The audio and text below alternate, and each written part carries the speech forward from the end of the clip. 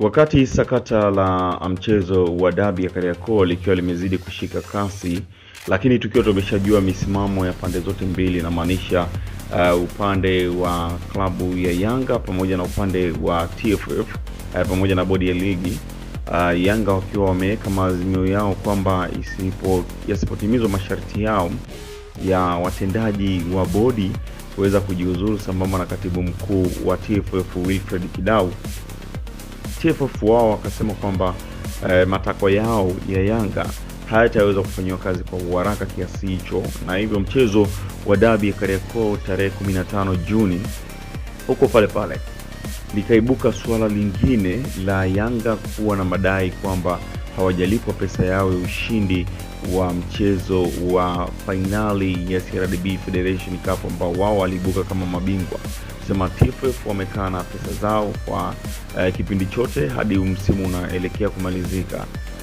Lakini baada ya kusema taarifa hiyo, huku wakiwa pia wa highlight ambao ni wadhamini wa michuano hiyo ambao ni benki ya CRDB, baadaye kesho yake mapema taarifa ilitoka kutoka kwa benki ya CRDB ikisema taarifa kwa umma, ambapo benki ya CRDB inapenda kutoa ufafanuzi wa madai yaliyotolewa na msemaji wa klabu ya Yanga katika mkutano wake wa waandishi habari uliofanyika tarehe 9 Juni 2025 katika makao makuu ya klabu hiyo. Katika mkutano huo, msemaji wa klabu hiyo alinukuliwa akitoa taarifa kwa shirikisho la mpira wa miguu Tanzania TFF na kwetu kama mdhamini mkuu wa mashindano ya kombe la shirikisho la benki ya CRDB kuwa klabu ya Yanga haitocheza fainali za mashindano hayo msimu huu kama hawatolipwa fedha za ubingwa wao wa msimu uliopita.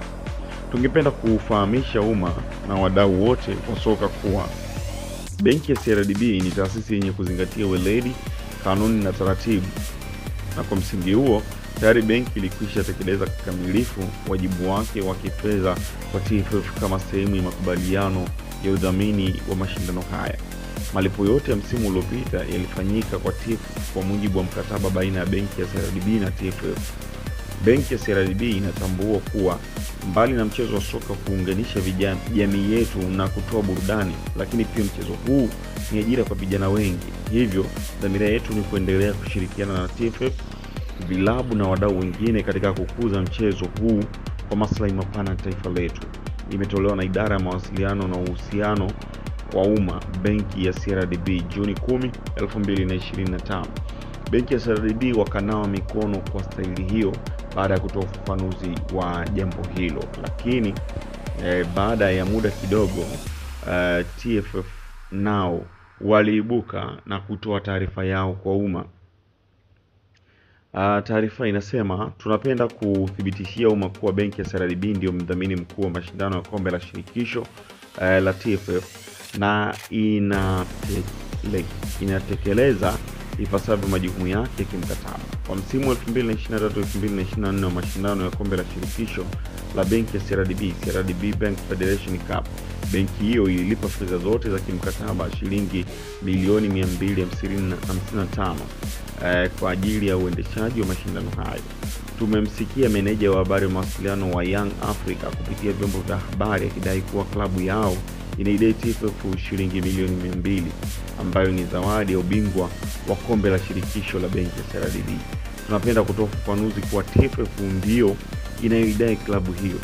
Young Africa iliomba kwa barua fedha zao za zawadi katika mashindano mbalimbali zikato kulipia malipo wanayotakiwa kulipa kwa TFF, ikiwemo ada za wachezaji wa kigeni.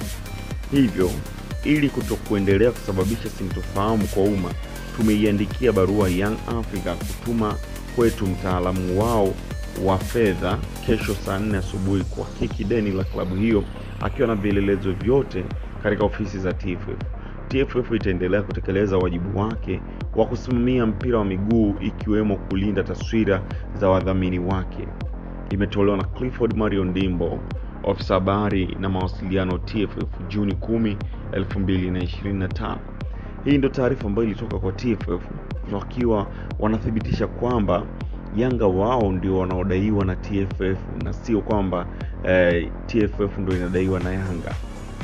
Lakini baada ya taarifa hii kuibuka, ndipo Yanga na wenyewe wakatoa taarifa yao kwa umma ilikuwa ni mwendo wa majibizano ya barua ama mwendo wa majibizano wa taarifa kwa umma. Yanga wao kaandika, tumeona taarifa ya shirikisho la mpira wa miguu Tanzania TFF kuwa ni dai klabu ya Young Africa bila kutoa ufafanuzi wa deni lenyewe. Tunapenda kuujulisha umma kwa klabu ya Young Africa haijawahi kulipwa fedha yoyote ya ubingwa wa kombe la shirikisho kwa misimu mitatu mfululizo 2021, 2022, 22-23 na 23-24.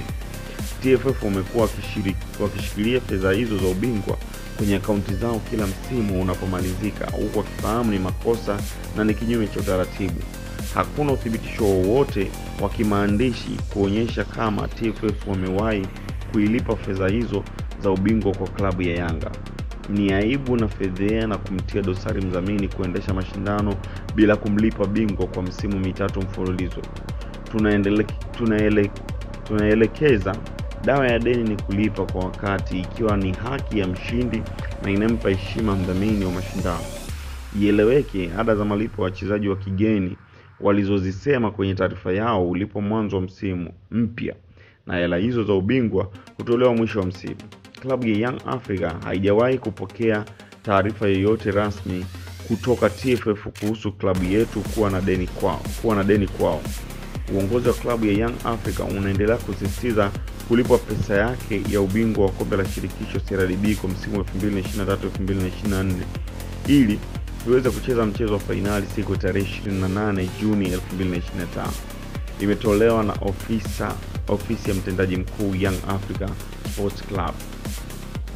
Ili taarifa kwa umma ya Yanga. Lakini tukaendelea kutafuta undani wa hili sakata ili kuweza kujua ni kitu gani hasa ambacho kinaendelea, ambapo TFF wao walikuja kutoa rasmi barua yao ambao wameituma kwa Young Africa. Young Africa wao TFF wao wakaandika barua yao yahusu yenye kumbukumbu namba TFF/ADM/GS.DEP/25.231 tarehe 10 Juni 2025. Ofisa mtendaji mkuu Young Africa, sanduku la posta 1520 Dar es Salaam, ukisema yahusu deni la Yanga kwa TFF. Tafadhali rejea kichwa cha habari hapo juu. Shirikisho la mpira wa miguu Tanzania TFF linakujulisha ya kuwa limepitia madai ya deni ambalo umeliwasilisha kwetu na kurejea barua mbalimbali ikiwemo yenye kumbukumbu namba YASC/TFF/2024.0315 ya tarehe 12 Julai 2024 na yenye kumbukumbu namba YASC/TFF/2023/2308 ya tarehe 7 Agosti 2023, ambazo umekuwa unaandika kuomba kulipia ada za wachezaji wa kigeni na ada za ushiriki kutoka kwenye fedha za zawadi ambazo klabu yako ilipaswa kulipa kwa ajili ya mashindano yetu. 3. Baada ya mapitio akaunti ya TFF na Yanga, tumebaini kuwa klabu yako ndio inadaiwa na TFF. 4. Hivyo unatakiwa kumjulisha mkurugenzi wako wa fedha kesho saa 3 asubuhi aweze kufika na vithibitisho vya deni ambalo mnasema mnalidai shirikisho la soka katika ofisi zetu. Nashukuru kwa ushirikiano wako katika maendeleo ya mpira wa miguu. Herman Kidifu kwa niaba ya katibu mkuu. Hii ni barua ambayo ilitoka TFF kuelekea kwa klabu ya Yanga kupitia kwa mtendaji wao mkuu. Kwa hiyo mambo yakazidi kuwa moto na tukabahatika kupata baadhi ya nakala za barua za klabu ya Yanga ikiwa imezielekeza kwa TFF. Tunaanza na barua hii hapa ambayo imeandikwa tarehe 4 Septemba 2024 kuelekea kwa katibu mkuu shirikisho la mpira wa miguu Tanzania TFF, sanduku la posta 1574 Dar es Salaam. Yahusu madai ya fedha za zawadi, mapato ya milangoni na udhamini. Tafadhali usika na kichwa cha habari hapo juu. Tunapenda kuorodhesha madai yetu kwa mtiririko wa ABC kama ifuatavyo. A. Zawadi za ubingwa kombe la shirikisho shilingi milioni 300. Wakatoa ufafanuzi hapo. Msimu wa 2021-22 kiasi cha shilingi milioni 50. Msimu wa 2022-23 kiasi cha milioni 50. Msimu wa 2023-2024 kiasi cha milioni 200. B. Mapato ya milangoni mashindano ya kafu shilingi milioni 71,990,000. Kwa mujibu wa kanuni za kafu, shirikisho linapaswa kuwasilisha kafu kiasi cha fedha zilizotokana na mapato milangoni kwa kila hatua iliyochezwa. Kwa msimu miwili tulioshiriki 2022-23 na 23-24, shirikisho lilipaswa kuwasilisha dola za Kimarekani 16,600 ambayo ni sawa na kiasi cha shilingi milioni 40,670,000. Kwa msimu wa 2022-23 na kwa msimu wa 2022-23 na dola 11,600 sawa na kiasi cha shilingi za Kitanzania milioni 31,320,000 kwa msimu wa 2022-23-24, lakini fedha hizo hazikuwakilishwa kafu, hivyo kupelekea kukatwa kwenye mapato ya klabu yetu. C. Udhamini kwa timu za vijana na wanawake shilingi milioni 64,500,000. Klabu haijapokea fedha za udhamini kwa mashindano ya timu za vijana na wanawake Young Princess kwa msimu mitatu mfululizo, msimu 2021-22, msimu 22-23 na 23-24. Jumla madai yote ya klabu ni shilingi milioni 436,490,000. Aidha, kutokana na madai hayo, klabu imetumia gharama za usajili kwa misimu mitatu 22-23, 23-24 na 24-25, jumla ya shilingi milioni 210,420,000 na kubakiwa na shilingi milioni 226 na 70,000. Klabu inaomba kurejesha kiasi kilichobakia, jumla shilingi milioni 226 na 70,000 kwenye akaunti ifuatayo: jina la benki CRDB benki, jina la akaunti Young African Sports Club Limited, namba ya akaunti 0150419775,800. Kwa muktadha huo tunambatanisha taarifa inayoainisha mchanganuo huo.